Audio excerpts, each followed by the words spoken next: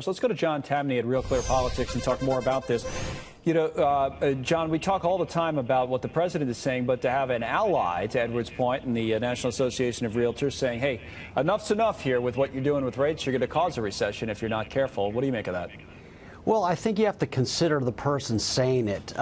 Housing is not a driver of economic growth. Housing is consumption. When you buy a house, it doesn't make you more productive. It doesn't open up foreign markets for you. It doesn't cure cancer or lead to software innovations. It's just something you buy. So this notion that you can stimulate the economy by making it easier to access a house is laughable. Now, whether or not that has anything to do with the economy more broadly, that's another discussion. That is another discussion. All right, well, let's have that, or try to. That's funny.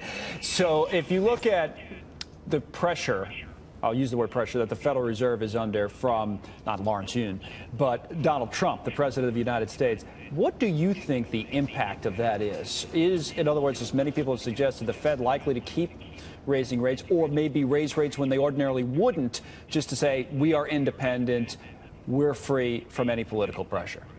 Well, I don't think it's terribly relevant. I think lots of thousands of people around the world are employed based on this notion that the Fed's omnipotent. But let's get back to reality. When you borrow money, you are borrowing access to resources. You want to buy tractors. You want to borrow access to a building or labor or computers. The Fed cannot increase those. This notion that the Fed can make credit easy or the Fed can make credit tight. No. In the real economy, we create resources and we put them on offer. So I think we vastly overstate the power of the Fed to stimulate one way or the other. If central banks could do this, then Japan would have been booming since the late 1980s, simply because it's been at zero since then. Where was the growth? Central banks cannot plan growth. We discredited central planning in the 20th century. Well, no, that's a fair point, fair comparison, certainly, about Japan and the zero interest rate kind of culture that they've had there for basically a generation. So then what about here and into next year? Are you saying the Fed's irrelevant or something else? Yeah, I don't think it's terribly relevant. And the way you should look at it is this way. Do you think the Fed playing around with interest rates is going to suddenly make it expensive for Apple to borrow? Do you think it's suddenly going to be expensive for FedEx to borrow under such a scenario? Not a chance. On the other hand, do you think the corner store is going to be able to borrow with ease if the Fed lowers the rate to zero? Lost in all this discussion is that the Fed is a rate follower. It's not a rate setter, and thank goodness for that. Right. If the Fed could control the cost of credit, it could centrally plan the cost to every good in the economy. Again, we tried that in the 20th century. It was an abject and murderous failure. This notion that the Fed is powerful today, it employs lots of economists, but when we stop and think about it, it's not a serious argument. If the economy slows down next year, as many predicted will, or maybe even slows down more the year after in 2020, don't blame the Fed? Oh, yeah. Why would you blame the Fed? The Fed only follows interest rates. It does not set it. Now, let's be clear.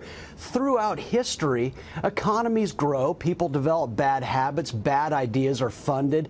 Bad businesses grow. All recessions are a healthy sign of an economy fixing itself, basically cleansing itself of what's not working. The notion that the Fed could centrally plan what is good is once again not serious. Economies recess on their own. You get a session healthily. that this one's headed in that direction?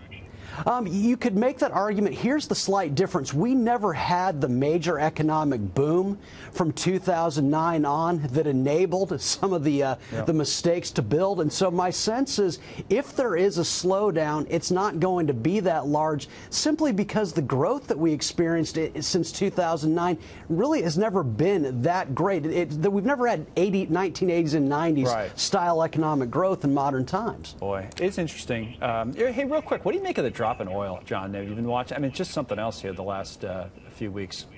Well, it's a very healthy thing. There's this notion that if oil falls, that's an economic negative. Oh, really? Well, in the 80s and 90s, oil plummeted. Those were the biggest growth years in modern times. When oil is falling, that's a sign of a strong dollar, which is a magnet for the investment that powers all economic growth. Consumption doesn't drive economic growth. Investment does. A strong dollar is great for investment. $51 oil. Well, certainly good for gas prices, too. And that's this shopping season. Hey, good discussion, John. We'll have you back, obviously. We have you all the time, and we appreciate you coming on today.